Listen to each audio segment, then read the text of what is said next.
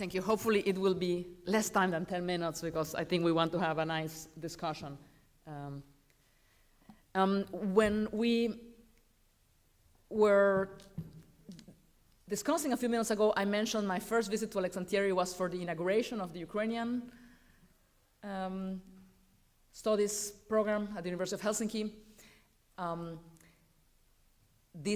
I did not say that casually because actually my life is very much related to Ukrainian studies. My main institutional connection at Harvard University is with the Ukrainian Research Institute. And I want to say this because I also mentioned previously that being here at Aleksanteri was also an example of a creative cultural shock.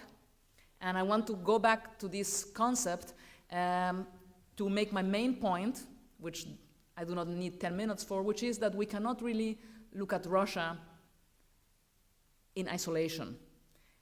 That being 2017, we cannot continue to hang on to the idea of Russian studies as alpha and omega because it's no longer morally appropriate or really useful academically. So basically, I had not been in Finland in 1991.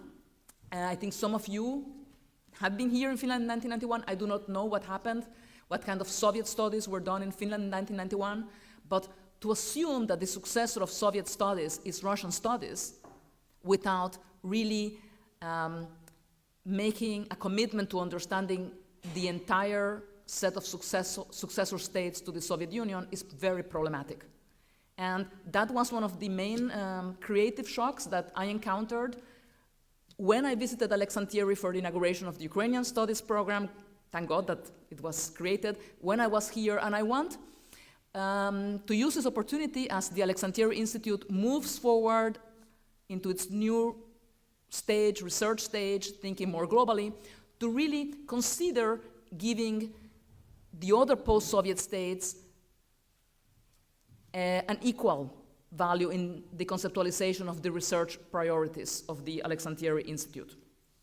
So, and the reasons for this are two. First, if we continue to focus simply on Russian studies and taking this as the default position and considering Belarus, Ukraine, Uzbekistan as kind of exotic things that some unique people may look at, we are not really treating these other states fairly.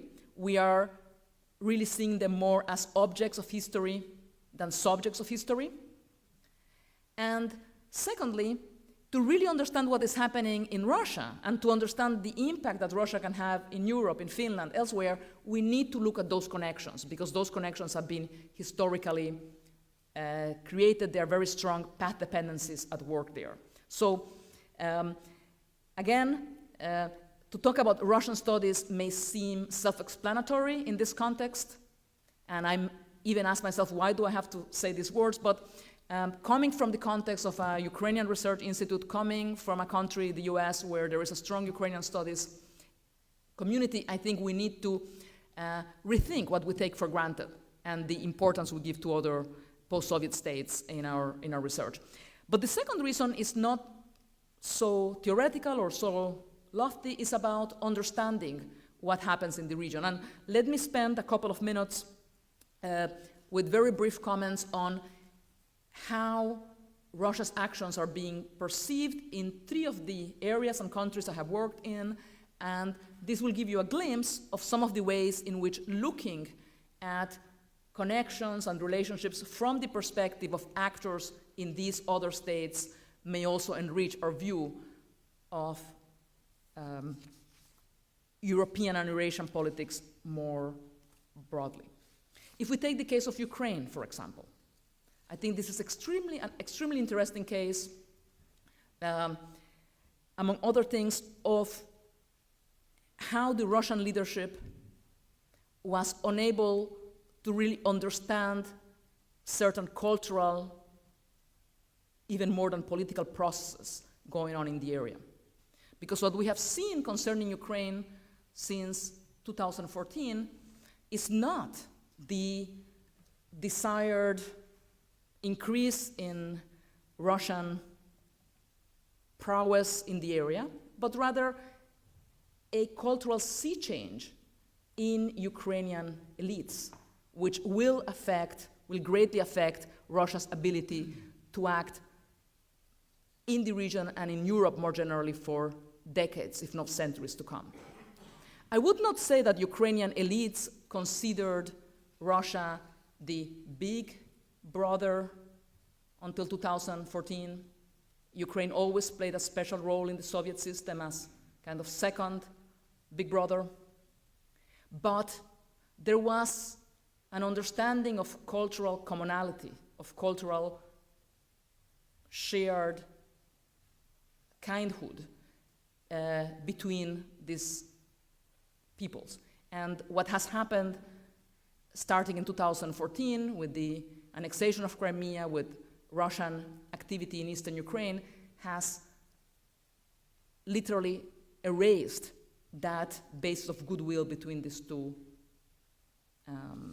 populations. So this is something that we need to think about. Concerning the case of Ukraine as well, it is extremely important to look at how the events and the developments in eastern Ukraine, in the so-called Donetsk People's Republic, Luhansk People's Republic, are affecting domestic politics both within Russia and within the rest of Ukraine. There have been several key processes taking place which are affecting domestic politics in both countries. In the case of Ukraine, on the one hand, we have seen how the secession process has divided economic and production chains, which were extremely important for the political power of certain Ukrainian actors, Ukrainian oligarchs, like Rinat Akhmetov, and this is changing the way the relative weight of these actors and oligarchs is playing out in Ukraine proper. In terms of Russian politics, the events and the burden created by these two secessionist entities is also creating pressure on the Russian government. So this is one example of how internal and external are interacting in Ukraine and Russia. If we look at Belarus, a country I have studied for many years and which I had the pleasure to continue studying at Aleksanteri, we see a balancing act in terms of the leadership. On the one hand, seeking in the 23rd year of President Lukashenko's reign, a desire to maintain good relations with Russia, in large part because this assures a particular set of political economy framing conditions which allow the regime to continue, in particular conditions related to the supply of energy and to the processing of oil into refined products, which allows the regime to survive. But at the same time, a fear that some of the events that have taken place in Ukraine may repeat themselves in Belarus. So this is, again, a situation where the domestic and the external interact with each other. And very briefly concerning the Baltics, in particular Lithuania, where I have also worked, and Estonia, we see great uneasiness concerning Russian behavior in the region, great uneasiness in part because the shield of NATO is no longer taken as a given. There is great uneasiness about how the US government may react, or NATO may react in a situation of a breach of sovereignty. So this is a situation where the changes taking place not only in Russia, but also in the United States are creating a lot of anxiety on both sides. So let me stop here, and happy for discussions now or in the next few days. Thank you.